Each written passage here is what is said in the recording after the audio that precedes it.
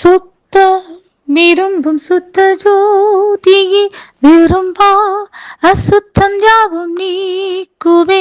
சுத்தம் விரும்பும் சுத்த ஜோதியே விரும்பா அசுத்தம் யாவும் நீக்குமே. பாவி நீச பாவி நானையா, தேவ இரக்கம் செய்ய மாட்டிரா. பாவி நீச பாவி நானையா, தேவ இரக்கம் செய்ய மாட்டிரா.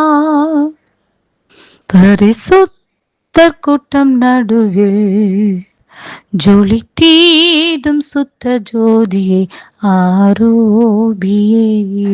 வேளையில் அடியாரென்றும் வாரீரோ வாரீரோ ஆரோபியே. வேளையில் அடியாரென்றும் வாரீரோ. Praise the Lord. கர்த்தருடைய பரிசுத்த நாமத்திற்கு ஸ்தோத்திரம்.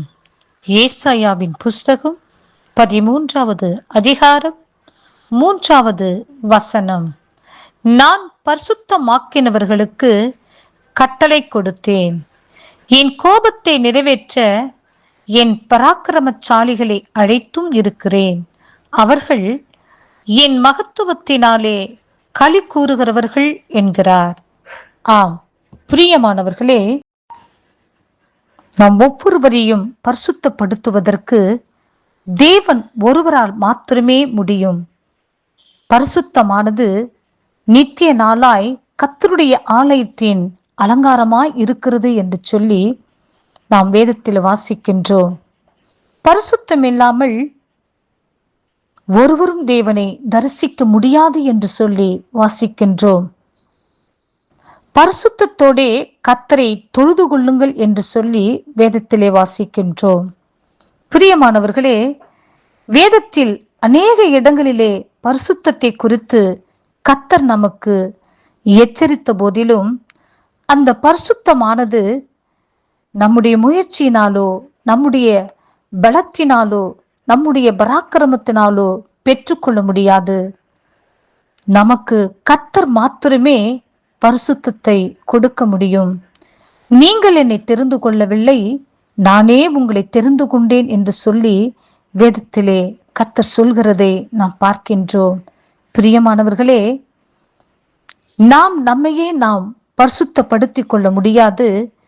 கர்த்தர் நம்மை பரிசுத்தமாக்கும்படி அவர் வாஞ்சித்து நம்மேல் கிருபை வைத்து அவர் நினைத்தால் மாத்திரமே நாம் பரிசுத்தமாக்க முடியும், பரிசுத்தமாக முடியும். பிரியமானவர்களே, பரிசுத்தம் இல்லாமல் பரலோக ராஜ்யத்திற்கு நாம் பங்காளிகளாக மாற முடியாது. எனவே வேதத்தில் சொல்கிற வார்த்தையின் பிரகாரமாக இன்றைக்கு உங்களை பரிசுத்தம் பண்ணுங்கள், நாளைக்கு உங்கள் நடுவிலே அற்புதத்தை செய்வேன் என்று சொன்ன வார்த்தையின் பிரகாரமாக நாம் ஒவ்வொருவரும் பரிசுத்தத்திற்காக கெஞ்சுவோம்.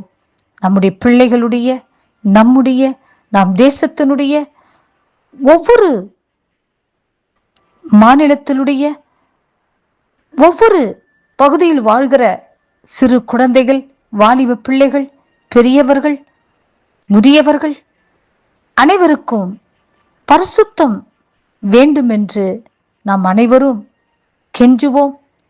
தேவ சமூகத்தில் பரிசுத்தத்தை பெற்றுக்கொள்வோம். பரலோக ராஜ்யத்திற்கு பங்காளிகளாக மாறுவோம். கர்த்தர் இந்த வார்த்தையை ஆசீர்வதிப்பாராக. ஆமேன்.